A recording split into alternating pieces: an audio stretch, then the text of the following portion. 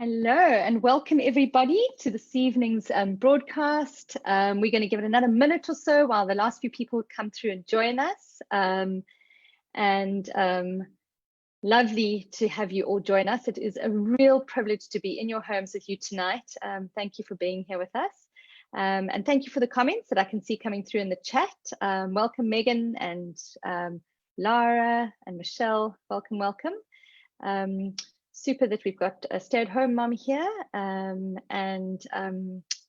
very excited to be able to share with you tonight. So there is a poll. You're welcome to go and fill it in. It probably won't have all the questions that you'll want to answer, but you'll be able to give us some feedback there. All right, I think we can probably get started, Lara. Hello, Meg. Hi. Right, everybody. So I'm going to kick off and I'm going to share my screen here with you. Let's get that up and running. There we go. All right. So it really gives Lara and I a huge pleasure to be with you here tonight. And tonight to be speaking about a very important topic, which is childcare that supports your child's development. And I think if you're anything like Lara and I, that is very close to your heart. You want to know that the childcare that you've chosen for your child is really perfect for them and is right for them. And that's what we're going to talk about tonight. So before I get started, I want to introduce Lara. Lara Schoenfeld is my co-founder in Playschools. We started it together in 2016, and it's been quite an amazing journey for us. In Playschools, Lara's role is the director of education. So she makes sure that our curriculum and our standards and our training is always absolutely top-notch for our teachers. In her other life, Lara is a pastor's wife, which I think is a career in and of itself. It's certainly a calling in and of itself. She is the mother to 3 very busy boys, which I think also might be a calling in and of itself. And she's also the founder of Nanny and Me, which is a program that your nanny can do with your little ones. So welcome, Lara. Thank you so much, Meg. And I'd love to jump in and introduce Meg. So being also an occupational therapist with me and also a mom to 3, but hers are a whole lot older than mine. So she's out the trenches, but she really is best known for her best-selling books, especially for Baby Sense and her company Baby Sense. And then together we have founded Playschools. So it's so lovely to have you, Meg, together tonight and to chat about this important topic. Fabulous. Excellent. And for those of you, if you want to share this with friends afterwards, let them know that it's on Facebook. We are going to stream it there as well. And I hope that it's going to be something that you're going to find really, really useful as you embark on your journey. So let's get started. So I don't know how many of you have heard about the term, the 1001 critical days. You can go into the chat and just put a number 1 there if this is something that you're familiar with. The 1001 critical days is a campaign that actually started I think it was launched in 2014. I happened to be at the launch. It was in Edinburgh. It really encapsulates that period from birth until 3 years old. So it's a short period of time, 3 years, that's 1001 days. But it's the critical days in which your baby's brain does the most development and really beds down everything your child needs as a foundation for the rest of their lives. So it's very important. I've always loved this image that you can see here. You can see in the left-hand picture, there are X amount of nerves, those are the little black dots. And in actual fact, if you track across into the right-hand picture, you should see about the same number of nerves, exactly the same amount of little black dots. I see that it's slightly different, but the reality is that your baby is born with every single nerve or neuron that it needs for the rest of their life on the day that it's born. In fact, just before the end of the 3rd trimester. So why is it that they can't talk and walk and engage as they can when they're 10 or 15 years old? Well, the reason is that it's the connections between those brain cells that actually make the magic. And so we have to connect those brain cells, and it's those connections that happen absolutely dramatically over the course of those 1001 critical days, or in this case, the images of 15 months. So it's a very, very important stage in your baby's life. A lot of people are aware of the skills that your baby needs to develop, so things like walking and talking. But of course, there are these 5 critical core capacities that are also bedded down in these first 3 years of life. And it's these core capacities that are really, really important and are the things that we think are the foundations for success for the rest of their life. And in fact, we're not the only ones. There's a lot of research that's gone into this in recent years. Research that was aimed to show what type of soft skills or what type of skills a human being should have if you're wanting to hire them. It was research done by Google actually a few years ago called Project Oxygen. And what they found aligned with very much what Lara and I believe and what we have read in the literature. So the 5 core capacities you want to develop in your little one in order to be a really fully functioning, successful human being is number 1, emotional connection and relatability. So this is the ability to connect with, fall in love with, form a relationship with, and collaborate with another human being. And all of that is critically important for relationships, for marriage, and of course for work, for the work world. The second thing is self-regulation, and self-regulation is that amazing skill, soft skill, which is the ability to contain my very big emotions in the context of a change in the world. And it's very, very important if we're able to regulate our emotions and our behavior and our concentration and our cognitive reasoning, and we're able to self-regulate that, research has shown that we are likely to be very successful in all facets of life. And for those of you who don't know, you can go and look up the marshmallow research that kind of looked at the effect of self-regulation on SAT scores in young children. The third thing that's critically important is executive function. So executive function is the CEO of the brain. It's the ability to rationalize, to make a plan, to have mental flexibility. And it really is very, very important. It could be looked at as intelligence, but it's so much more than that, because it's also being able to be flexible, change direction, and exhibit judgment. And these things are not necessarily exhibited or reflected in an IQ test so much as really just in a person being able to make really succinct and good and healthy decisions for their life and for their businesses. The fourth core capacity, all children, your child is going to need in the next 50 years, and as they embark on their careers in the next 20 years, is creativity. We know that anything that can be done by a machine will be replaced by machines.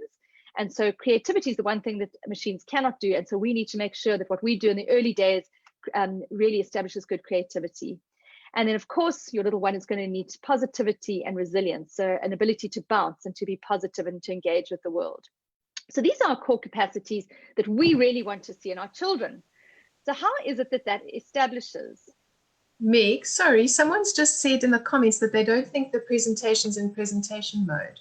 So I don't know if that is... It's not in presentation mode, thank you. And the reason I don't do it in presentation mode is that we can then see how we're navigating down on the left. So are you all happy for me to leave it in this mode? I am happy to put it into presentation mode, but it's a little easier to navigate as a speaker if it's in this mode. So, but thank you for pointing that out. And thanks, La. All right, so when we start to speak about how are we going to make sure that our little ones have got these core capacities, we look at the two things, and you all know about this debate, this nurture versus nature debate. So your nurture is what your nature is what your little one's born with. So you gave them the genes, there's the sperm fertilizing the egg, and both you and your partner gave your little one the DNA combination that they've been born with. And then, of course, in pregnancy, you nourish that gamete, or you nourish that little baby until it grows. And that really is the start. That's the nature part, and is obviously a bit of nurture when you're nourishing the gamete or nourishing the baby. But that's really what your baby's born with on the day they're born. They've got their genetic base, and then what happens in pregnancy. What comes next is what's really, really important, though. And that's why this Time magazine cover said your DNA is not your destiny, because truly nurture is exceptionally important. So we know that experience is the architect of the brain. It is the building blocks. It is what scaffolds the development in the brain, and experience is very, very important. So what experience is it that your little one needs? Well, I'm going to break this into 2 periods of life, and Lara is going to take the 0 to 2-year-old just now, and I'm going to talk to the 2 to 4-year-old just now. So the critical components that your 0 to 2-year-old is working on kind of fall into 3 different facets. The first one is their emotional milestones. And so that's the ability to connect with another person. One of the challenges of this period of life, as Erickson called it, was trust versus mistrust, that a little one will come out of early infancy, out of that first 2 years, and either trust human beings innately or mistrust human beings because they haven't necessarily had that connection with a human being that they've been able to trust. Another key emotional milestone is to take interest in the world, to be able to stay calm when you're in the world, and then, of course, to develop language, which is also, we see it as one of our emotional milestones because it's key to connection. Then you've got your regulatory milestones, and the regulatory milestones of the first 2 years is to be able to stay calm, so sensory regulation, so to be able to stay calm when we're very stimulated. And also the start of emotional regulation, to be able to feel okay when I'm separated from my parent. That's a big challenge for little ones. And it's something that rears its ugly head at around 9 or 10 months. And again, in the toddler at about 18 months, that they get a little bit insecure as they get separated. And then our third stack of milestones are our sensory motor milestones. And that's the things that everybody always talks about: gross motor, fine motor, developing the senses. And so these are really the core things that are going on for your little one as they develop in those first 2 years of life.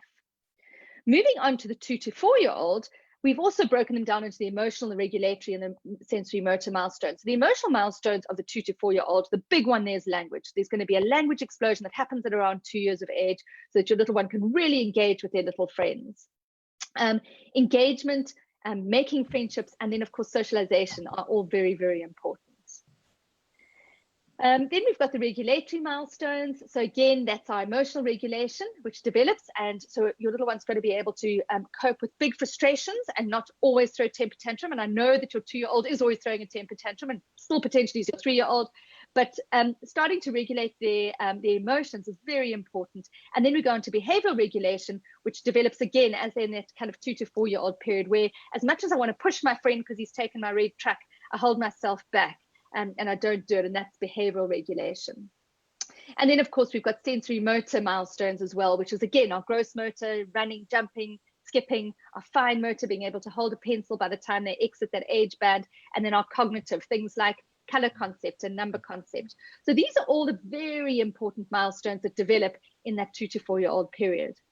So now what I want to do is we're going to go back to the question of the night, which is the best childcare? So in the context of what we've said, if we understand what we're trying to develop, we've got those 5 core capacities, we've got these 3 stacks that happen in terms of development. How are we going to do it? What does childcare look like in its optimal form? And I'm going to hand over to Lara now to talk a little bit about the 0 to 2-year-old.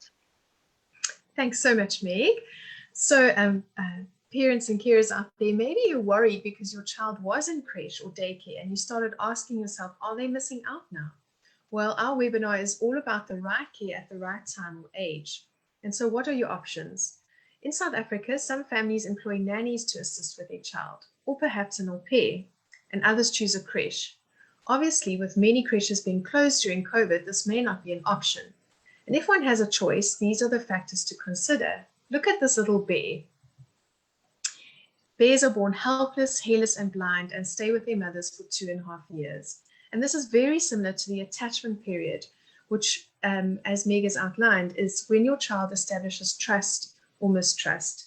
So consistently having my needs met in a loving one-to-one relationship lets your baby know I am safe and I am loved, and is the cornerstone to all health, emotional well-being, and development. So whilst a creche is not always affected by taxi strikes or caregiver illness, the reality is there is never one-to-one care. In the first 1,000 days, your baby's brain reaches 80% of its adult size, and experts agree that it's the quality of those earliest relationships that literally form the architecture of the brain. So next slide, Meg. The baby's brain is built from the bottom up, as Meg explained with the picture of the nerve cells, and is wired through the emotional center, pictured in this picture with a heart. All the information from the environment, from their movement, from their senses, travels up the spinal cord, where the arrow is, and hits the base or the brainstem. It then reaches this limbic system, where the heart is, and this means that simple caregiving activities such as playing, changing nappies, feeding, and putting to sleep are actually emotional experiences for your little one. These early circuits interact with the front part of the brain where the star is, and that forms the basis of executive functioning, things like attention, judgment, planning, and empathy. So many of us ask, how can I have a clever child? Well, science is telling us that intelligence starts out and is built upon the foundation of the emotional brain. One-to-one responsive caregiving is one way of supporting early brain function. Well, the good news is that babies can safely attach to more than one caregiver, and it really helps that an au pair, nanny, or granny can provide this care in your home. Follow their routine and keep germs to a minimum. Do you know that your baby could be sick every 2 weeks when exposed to a group environment? Repeated infections can lead to secondary infections such as tonsillitis, bronchitis, and what pediatricians term creche syndrome. Sick babies can't attend creche, and that means that your leave is affected as well as your stress levels at work. And financially, this can also start taking a toll with repeat visits to the doctor. There's also some very interesting evidence that suggests that a busy creche environment can affect your baby's ability to concentrate. Too much stimulation, not having someone one-to-one to direct my attention so that I can start and enjoy and complete an activity, you can begin to understand how that could affect your ability to concentrate. And then what about socialization? I think so many of us are worried about socialization at this point. But early care relationships with adults in the 0 to 2 age are actually the basis of the social emotional development for life. I can trust others if I feel safe and loved myself. And socialization is also dependent on language. If I was going to a party, which we definitely don't at the moment, but even if I started to talk to you right now in Italian, if you didn't speak Italian, you wouldn't be able to understand me. Well, children enjoy playing next to each other at this age. We call it parallel play. But until your language develops, which is really from 2, you really don't need to stress about socialization. So if you're worried about having your 0 to 2 year child at home, don't. They are not missing out. But if you are trying to work from home, you do need extra hands. And so in terms of cost, a nanny or an au pair, so a nanny and au pair might be a great option, but in terms of cost, we know we're all under financial pressure. So one idea is a nanny share or au pair share, which is really awesome because if you live nearby, here your child will receive lots of optimum care in one of your homes with loads of attention and some socialization. Okay, so we're saying that for the 0 to 2 year old, if you can find somebody to give you those extra hands, it's wonderful for your baby's brain. But how on earth do you find someone and how do you hand over? So I'm going to give you a few tips that I've helped to help moms navigate this part. Well, friends are a great way to start if you have time to read a whole lot of CVs, interview, and arrange trial days for at least 2 to 3 people that you really like. It's important that you prepare questions and ensure that you speak to their references, and then always have a trial day. This offers you the opportunity to experience that carer in your home and with your child. The best CV does not mean the best match for your family. There's things like personality, a willingness to follow your way, and to learn. So I'm sure you've experienced that even perhaps at work when you've employed someone and you look at all the CVs and you think, oh, definitely this person. But then when they walk into your office, you just feel innately that you're not going to gel with them. And that's really important, Mom, that you trust those instincts. So the other thing you can do is be in touch with a nanny agency such as New Nanny, and they do all the background work for you and arrange a trial. And just another note from experience, it's really unrealistic to expect your nanny or au pair to do these 2 things. That is to clean the house spick and span if you're wanting them to play with your child, or keep meticulous written notes. So feedback of the day is really important because we're building that emotional connection and you really need to know what happened to them.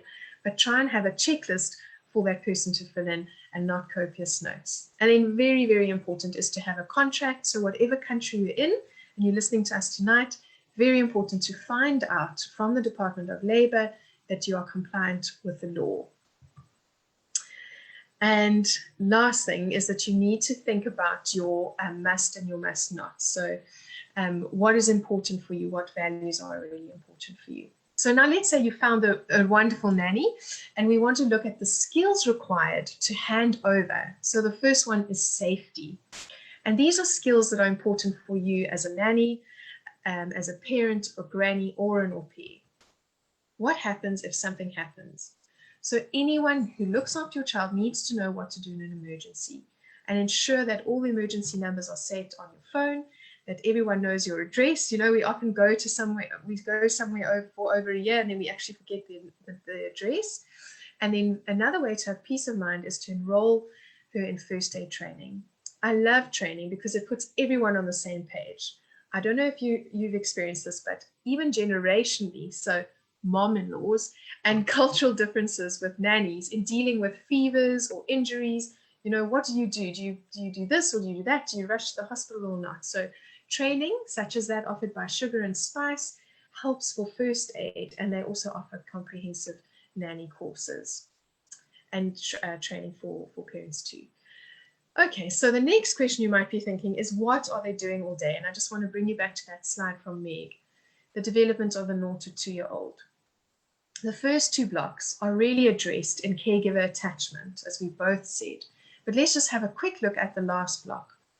We really want to make sure that our little ones are receiving stimulation to develop these skills, and we call these sensory motor development.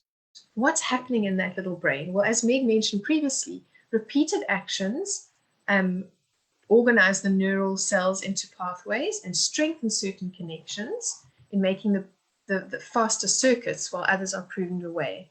So you can just go on to the next one, Meg. It's like a well-worn hiking trail in the bottom right. If you go for a hike and you can see the path, you can walk faster, right? And that's exactly what happens in the brain. So let's consider a child playing with a ball. The next slide, thanks. What sensory motor experiences could they have on their own? Well, they could roll after they could push the ball and see it roll. They could crawl after it. They could touch it and even try and taste it. But would they know that it's red and green and blue and yellow? Would they know that it's called a ball, that there's only one of it and that it's round, that it's big in comparison to a tennis ball? Children need interactive play with a one-on-one caregiver who knows the child and can promote their verbal and reasoning skills through sensory motor play. Scientists call these interactions serve and return. Babies take the lead, but we return their efforts through eye contact, through comment on, and reinforcement of the exploration and curiosity. So we don't always know how to do this, and certainly through my experience, many nannies have never had the opportunity to play themselves. And so at Nanny and Me, we do hands-on training with little ones, where nannies get a chance to play with your little one, to learn, think, and apply what they've learned. And that's important with any training that you send a caregiver on, is that they have the ability to transfer those skills into your own home. So our training courses are now online, and we have a free week for anybody, so you can visit our website. And then lastly, just before I hand over to Meg again, I just want you to consider this, that in our current economy, you have an opportunity to create employment.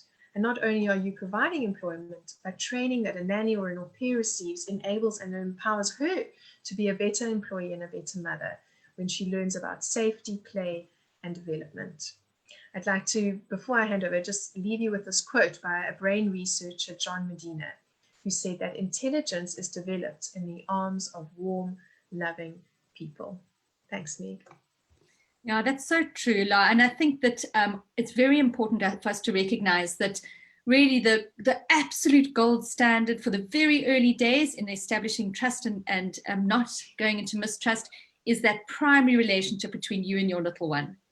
The next relationship that they should embark on needs to be just as nurturing. And I think that's a very important message, that our nannies can be that, our grannies can be that, a day mom with just a couple of children in her home can be that.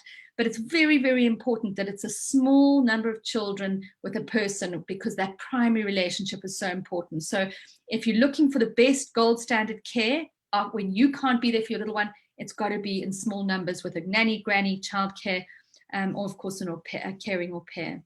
So let's go on and have a look now at our 2 to 4-year-old period. And here we're going to start to talk about reimagining early childhood education. So I'm going to take you a little bit of a trip down memory lane, and I'm going to tell you about how we got to where we are now. So where we are now is that children en masse are put into little play groups, and I've been part of that. I sent my eldest child off to a play group when he was 18 months old. And when we look back as to how we got to the point where at 18 months old, most of us are putting our children into play groups, this is where it came from. So going back 300 years, education was in the hands of the very few, usually in the hands of religion or of the state. And so everybody else was excluded from education. And so in order to kind of, and of course, books weren't being printed. So the books were in libraries, and the libraries were contained within monasteries and so on. So in order to convey information, we had to get people together en masse, and that's where schools came from. Then in the Industrial Revolution, parents went off to work en masse as well, and they needed childcare for their children. And so schools were established where we could bring a whole lot of children together, educate them, and move them on their way. And so schools were established from 4 to 16 years old in order to educate all children. And that really was a perfect solution for that time, because there wasn't such a thing as internet. There wasn't a different way to be able to access information. It was the right solution for the time. And then since the middle of about the last, of the 1900s, women started working. So suddenly the primary caregiver was no longer necessarily at home, because women were emancipated, which was important, and empowered. And so, of course, we had to have childcare for little ones. And so they became this focus that if schools worked really well for 4-year-olds and up, then schools must be just fabulous for 2-year-olds as well. And so we established schools, and that really was where this kind of school concept came from for little children. And so we replicated the way we taught them, and also the content. And so skills were very much the focus for the primary school child and older. And so skills became the focus for little ones. And by skills, I'm talking about, do you know your colors? Can you skip? Can you jump? How many words do you know? This is skills-based education at a table, just like older children had. And that's really how we find ourselves, or where we found ourselves at the end of the 1900s. The problem is that this is not working. And there are a couple of reasons for that. The first one is that education was built for a different time, for different careers, and with a different agenda. And we now are in a very different time. We were in a different time 10 years ago. We were in a different time 5 months ago. And we're in a very, very different time right now. We are going to have very different careers. The careers that we thought were important in 20 years' time have changed just in the last 3 months. So we are in a world of change at the moment. The idea of a big school where little ones, and I'm talking about play groups of more than 6 children to a teacher, really is not the ideal for little ones anymore. And the reason for that is twofold. The one reason has always been there, and that is it's not the ideal place for emotional regulation. Go back to what we spoke about just a minute ago. The perfect start for your little one is in relationship with you. The next step is in relationship with another human being, a nanny, a granny, a caregiver. And the next step is in relation with a whole lot of other children with a caregiver. That's what it should be. But that number should be no more than 6 to 1. Otherwise, your little one will not be able to be emotionally self-regulated. The other reason why big schools are no longer a good idea is because of risk. There's no doubt. Lara spoke about creche syndrome. We know that it happens. The more children in a class to spread germs, the more likely your little one is to get sick. And that risk now moves across to your families as well. We also now are moving away from having very public places. And I think potentially this is going to be a change that will be with us for many, many years to come. And then the last reason why it's not working, and potentially the one that is closest to my heart, and I know is closest to Lara's heart, is that big schools kill our children's passion for learning. Schools are not supposed to be stressful. Schools are supposed to be a place where we can ignite super senses. And the super senses are things like resilience and passion for learning and creativity. And when we put our children into a space where they are not in their limbic, or where their limbic brain, their emotional brain, is overriding their ability to learn, and by that I mean the anxiety that's overriding their ability to learn, we kill their love for learning right at the get-go. So we are very, very passionate about making sure that a child's very early first step of education is absolutely wonderful by decreasing anxiety. So now let's have a look at our 3 little stacks there. We need to develop emotional milestones, language, engagement, and socialization. We need to develop regulatory milestones, and we need to develop our sensory motor milestones. So with that in mind, what is the perfect choice? I mean, if it's being with a nanny until you're 2 years old, what's the next step? So we believe the next step, you need to look for 2 things when you're looking for childcare. The one is, what is the curriculum? And the other one is, who is the person? Forget about the school buildings, forget about the fancy bells and whistles, forget about the whole school journey that you're getting trapped into with your little one by being told you'll never get into the primary school if they don't go at 3 years old. Forget about that. Stop and have a look at what is the curriculum and who is the person. So what should be present in a good curriculum? So the first thing is that good curriculum should have lots of time for free and guided play. So free play and guided play really is very, very important at this age. And the key word there is play. Really, formal education for children under 4 years of age is not what should be on the agenda. And guided play means that there's a teacher who comes alongside your little one and plays with them. So they're not left to their own devices to explore the environment on their own. And there are school curriculums that say children can just make their own decisions and they bring the curriculum. We don't believe that. We believe that guided play needs to be part of the curriculum. Another piece of the curriculum that we are absolutely obsessed with is imaginary play. And I'm going to talk about why that's so important. Fantasy play, imaginary play, the type of play that two children have, siblings have when they're together is what we want to see. And then, of course, enriched experiences. The schools that you send your little ones to should have a sensory slot every day. They should have an art slot. They should have a book slot where language is being developed. We call ours book sharing, and lots of outdoor play as well. And we love the green school concept. Get your little ones outdoors. It's important.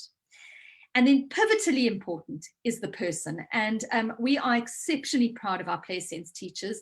Every single one of them is a qualified teacher, but in addition to that has gone on to do the Play Sense training course. And in our training course, we teach our teachers how to be co-regulators and co-players. So a co-regulator can come alongside a child who's feeling distressed, who's not emotionally regulating, who doesn't have behavioral regulation because it's not age appropriate yet, and can help that little one to co-regulate by co-regulating to actually manage their very big emotions. So your teacher should know this word, co-regulation. And if you say to her, how do you co-regulate when my child is having a temper tantrum? She needs to be able to say to you exactly what she's doing step by step to help your little one to be able to learn how to self-regulate themselves. And then your teacher needs to be a co-player. And that means that she has got to be playful, she's got to be fun. And I think one of the best parts of being part of the Play Sense team is that our teachers have a resource group where they share everything that goes on every day. And I can tell you right now, our teachers are incredibly playful. They love dressing up alongside your little ones. So make sure that when you're choosing a good education system for your little one, for the 2 to 4 year old, you look at the curriculum and you look at the person. Very importantly, and I have touched on this, you do want your little one to develop self-regulation. And self-regulation is the ability to contain my very big emotions, even when I want to have a meltdown, and to be able to contain my emotion and my behaviors, even when I want to push my friend because he's taken my truck away from me. And the research, the marshmallow research showed us that the children who were able to self-regulate their impulse and not eat the first marshmallow in order to get the second marshmallow, I'm sure you've all seen the TikTok that went around earlier in lockdown, that those children who can self-regulate do significantly better in their SAT scores. And in actual fact, their SATs, which is their exit exam in America, correlates more highly with their ability to self-regulate as a 3-year-old than with intelligence. And this research on self-regulation has gone on, and they've looked at all measures of success, from how many academic papers do they publish, to how long does their marriage last, to whether or not they take drugs, whether or not they have obesity. And in almost every measure of success in life, early self-regulation codes and predicts for long-term success. So developing self-regulation is pivotally important. The other 3 things that are very, very important, the other 2 things that are very, very important is to be able to socialize. And I know that for many of you, the reason why you looked for a play school at 18 months old is because you got a sense deep inside you that your little one needed a little bit more than you were able to give them, or your nanny was able to give them. They needed that social contact. And I know I had that with my firstborn. And at 18 months, off I went to go and find him a little school to go to, because I thought if he can just socialize and have stimulation activities twice a week, because I was going to go and lecture at GCT at that time, I thought, so for twice a week, he can go there and he'll be fine. And the meltdown was significant. He did not socialize because he was too anxious to. He could not cope outside of the home. He really, really was anxious. And so that socialization is our driving force, but often it isn't what is achieved when our little ones are very anxious. The second thing that happens in this 2-year period is language explosion. And language explosion starts at about 18 months, and like a wheel going down a hill, it builds up and builds up until your child is just sprouting words and sentences at around 2 to 2.5 years old. So an enriched environment or an enriched school situation should develop self-regulation, language, and socialization. What we do in Play Sense is that we believe that these things are developed best through imaginary play. So let me give you a scenario. If I've got a thought in my head that I want to play pirate ships, the middle picture here, I know exactly what I want to do, but I've got to win you over. I've got to convince you that you want to play the same game as me.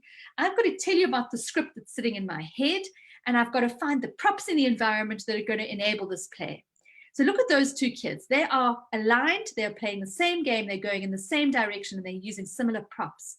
And what's happened there is that we've used socialization, we've used language, and we've been able to self-regulate our behavior so we can play with another human being. So these pivotal 3 very important milestones that we're looking to establish in that 2nd to 4th year of life, 2 to 4 year old, is established through imaginary play. So in Play Sense, we do that by giving your little one themes that are relatable, things like my town, the jungle, the farm.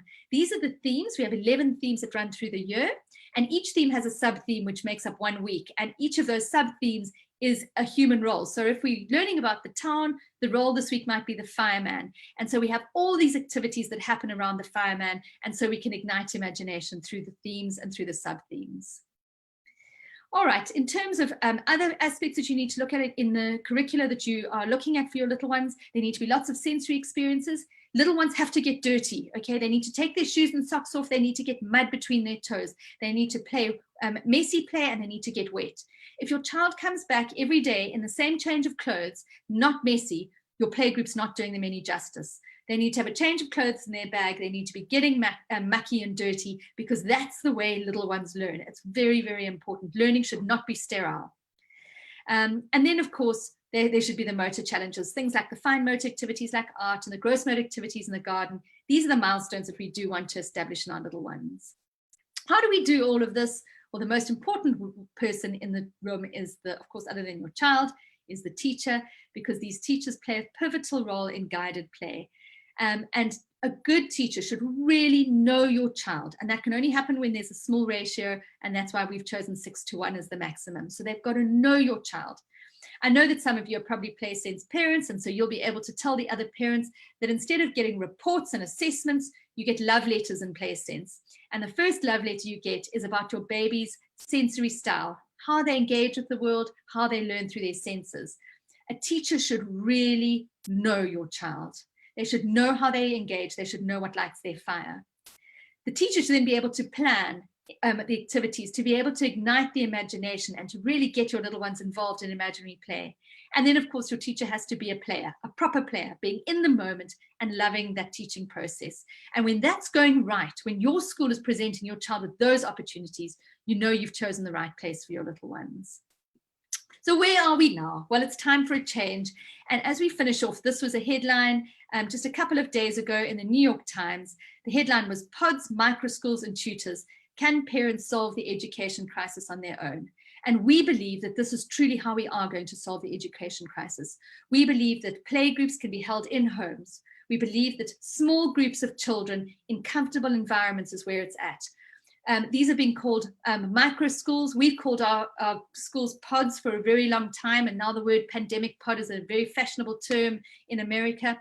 But we really believe that having small groups in your home is where it's at, with a very loving teacher and a fabulous curriculum.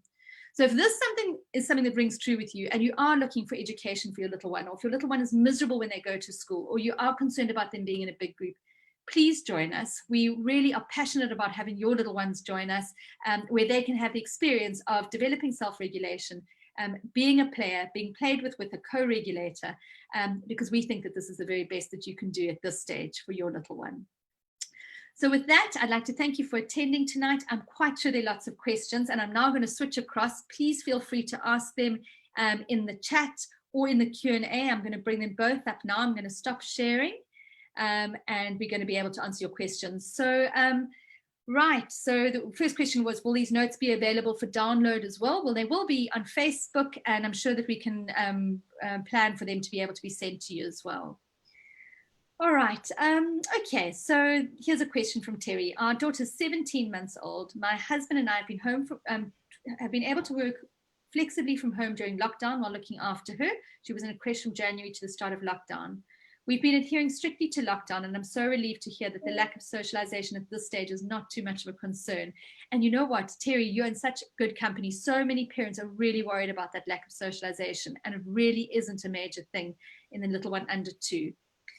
Terry says, I would please like to know how much of an impact not going out for adventures is having on our 0 to 2-year-old at the moment. We have a big garden in our complex and spend time exploring the outdoors daily, as well as doing activities indoors every day, but we're not leaving our immediate environment at all. I would also please like to know whether or not children of this age get bored. We break up our work day in such a way that either my husband or I are with our daughter and engaging with her through the day, but she does seem to get bored. Thank you so much for this enormously helpful session. That's an awesome question, Terry. Lara, do you want to take that? I'm also happy to. Yes.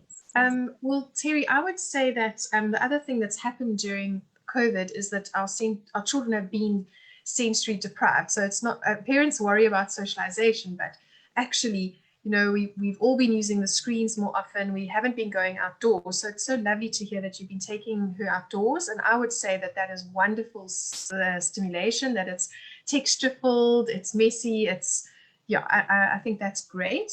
And then if you, of course, children can get bored, but I don't think, unless you're seeing huge behavioral issues or regression in any way, I wouldn't say she's bored. I think it's often what we project potentially onto our little ones, and it does feel stifling to us. So perhaps going for a walk outside of the complex, you know, wearing your masks and being careful might be a good idea to get out. And then getting some more ideas for activities. I'd be very happy to help you through our Nanny and Me online training. So please do visit our website or nannyandme.coza. Do you want to add anything there, Meg? I just want to talk about boredom. I just want everybody to know Oh, that boredom is incredibly important. Your little ones have to be bored. And I think that's one of the worst parts about modern parenting, is that we're so terrified of boredom that we think that we've got to keep our little ones occupied all the time. But the truth of the matter is that boredom is the root of creativity. The amount of nonsense that your little one will get up to when they're bored is absolutely fabulous for their creativity. In fact, I can tell you that I used to fear my children being bored just for how much nonsense they'd get up to. But I know that that was actually them just showing their creative spirit as well. So don't worry too much about boredom. And as Lara says, kids need downtime as well. So I wouldn't worry about that. I'm going to switch over to the Q&As. I've got these up on both sides because I think this is a really good question. This attendee said, I'm sorry if I'm getting ahead here, but what happens after 4 years of age? What is suggested best for children after 4 years of age? So it's a great question. It doesn't fall directly within our remit, although Lara is right now working on our 4 to 5-year-old program, which is going to be our preschool program, which is going to include maths and literacy components. So maths and literacy are important from about 4 years onwards, but they should still be taught through play, and that's very important. So play is still where it's at for the 4-year-old. And then going into a school, you know, I think choosing your schools, and all the parents who come to Play Sense get into a complete state as they're leaving us because they know that they're not going to be able to match anything like this in their next school program. But try and find school programs that do allow for creativity and imagination and lots of free time for play. You know, what you're really looking for as well is activities like art and that type of thing, because those will really, that'll be the root of creativity for later on. Now, is there anything else that you think a parent should look for the over 4-year-old? I think still, yeah, as you've said, maths and pre-literacy and pre-maths can very much still be developed through the imagination, through counting out the shopkeeper, the money, exchanging fruit and veg in the same colors, give me a purple thing or a green vegetable or fruit. And to steer away from worksheets and tabletop activities. Absolutely. Because we absolutely tend to think, even as adults, that that's real learning, but it's not. They've got the whole lives to sit at a table and fill in workbooks, so steer away from that. Yeah, for sure. So the next question is, are there Play Sense pods in Johannesburg? Yes, we've got one on the East Rand. I think that's Henrietta's group. Am I right, La? I think so. And then we've got 3 other ones in the northern suburbs. One I think is in Rand Park Ridge, which is opening in the next couple of weeks. And then we've got 2 in Pretoria as well. So we're there. Come and join us. Our pods at the moment are exceptionally full because of COVID, people are wanting the smaller groups. So if you are prepared to host in your home, because a lot of our groups are held in parents' homes, not just in teachers' homes, then we can definitely put a group together for you in your home, and you get a fabulous discount if you're a host home as well. Lau, you've been a host home, and I've been a host home for all 3 of my kids. Natalie wanted to know a little bit more about what PlaySense is all about. So just really in a nutshell, Natalie, it's a small group setting, no more than 6 children with a trained teacher. It happens in a home. It's sometimes in a mum's home, in one of our homes, in one of your homes. It's sometimes in our teacher's home. We have a group opening in Parkhurst in the next couple of weeks with the most incredible teacher. She's hosting in her own home. So these groups happen in homes. The curriculum works from 8:30 in the morning until 12 o'clock midday. So little ones do go home for lunch. Everybody brings their own snack at the moment. It's one of our COVID changes. We've got a couple of changes that have been around COVID. We used to have shared meals. We now have everyone bringing their own little lunch or little snack. Your little one gets dropped off in the morning, and the day routine includes book sharing, art, sensory, snack time, imaginary play, and that imaginary play slot is every single day that your little one learns how to use their imagination to spur it on in order to develop that socialization and language. All right. Lam, is there anything you want to add to that question about what PlaySense is about? Just added, how does the hosting work, Meg? So what is required? Okay, so all you need to do is to have a space that's at least 3 by 4 kind of meters wide. Most of our host homes have slightly bigger space, but we've had some really small spaces like Flats and Sea Point, which don't even have a special room. We use the dining room. Our teachers make it work. They are taught how to do that. Our teachers bring all the equipment themselves. You don't need to supply anything at all. So the teachers, when they buy the franchise, they get all the equipment with that. So they bring it along. And every single activity for the whole year is in that kit, so you don't have to worry about it. And then we also cover our teachers' insurance. You only need to have homeowners insurance, which all of you would have anyway. And yeah, and that's really how it works. Our fees range from 2,400 Rand up to 3,800 Rand. It depends on how many days your little one attends. It depends on how many, on which areas it's in. And that money goes to the teacher, so who then pays us a percentage as a royalty for managing the groups. A little bit of background. Another question is... sorry, Meg, just pets must be separate and water separate in terms of safety. Yes. Yeah. So we have safety guidelines that you will get as a host parent, and your teacher will have, and she'll come and check your home and make sure that everything's in order, and then she will then establish the group in your home. So the safety is important to us. Then we've got, are there Afrikaans groups? Yes, there are Afrikaans groups. We've got some fabulous Afrikaans groups, one in Pretoria, another one in Somerset West in Cape Town, one in the northern suburbs in Cape Town. So we've definitely got our Afrikaans groups. And then Suzanne asks, we're in the Garden Route, are there any PlaySense groups there? No, there is one in Durban. Actually, I think maybe a second one coming up in Durban now as well. Garden Route, not yet. So if you want to be a host home, we can find you a teacher, no problem, and train her up for you. Yeah, and then somebody asked, when she investigated PlaySense, there was a year or so ago, there was none in Joburg, but there are now. So yes, absolutely. Okay, here we go. Taryn, hi Megan, Lara. I'm not doing all the questions, they're just too many. Thanks so much for this awesome shared session. Are the PlaySense sessions running in person now? We're part of Nanny and Me, and the sessions are currently online. Is PlaySense doing the same during the pandemic? The PlaySense was online, so we actually have 2 parallel programs that run. So we have the online program with our incredible online teachers. They've been very carefully trained in how to conduct online programs. So for those of you who do not want your little one to be leaving your home, there is that option. One of our teachers, Nadira, actually is so fully booked that she's having to run 2 different sessions. So the Zoom sessions are really, really awesome. In that online program, you get 2 activities to conduct every day with your little one, plus 3 Zoom sessions with your teacher where she checks in and she interacts with your little one. She reads to them and so on. And that can be done by you or by your nanny. Either of those are absolutely fine. Then if you wanted to be in home and to be physical, we have opened our schools, and we've done so with the whole lot of protocols in place. And if your school needs to close, so we call your school a bubble, which basically means that there's 6 families plus a teacher, so 7 of you who create a bubble. If anybody in that bubble does get diagnosed with COVID, the bubble closes down and it switches onto an online program. And all of our teachers are trained and equipped to be able to move between a real school, a real PlaySense pod environment, and then of course into your onto an online program as well. All right, La, this one's probably for you. Thanks so much for the information. Where can we access the resources for nannies and au pairs that Lara mentioned? Okay, great. You can visit our site. I'll put it down here, but it's www.nannyandme.co.za. And we have a free week course for babies or toddlers, so you can check it out.